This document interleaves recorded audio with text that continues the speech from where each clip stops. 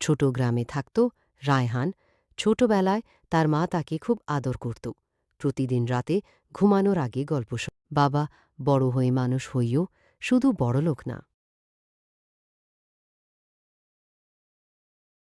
রায়হান শহরে চলে যায় পড়াশোনা আর কাজের জন্য।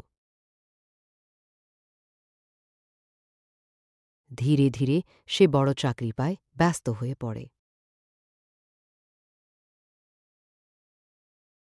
মায়ের ফোন ধরার সময়ও পায় না।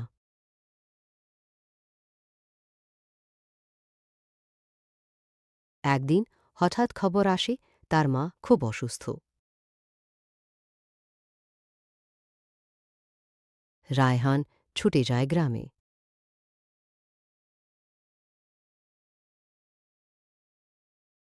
গিয়ে দেখে মা আর নেই, পুরো ঘরটা নিঃশব্দ।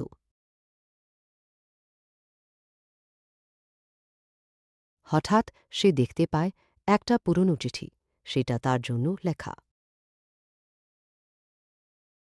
বাবা, জানি তুমি খুব ব্যস্ত, আমি শুধু চাই তুমি সুখে থাকো।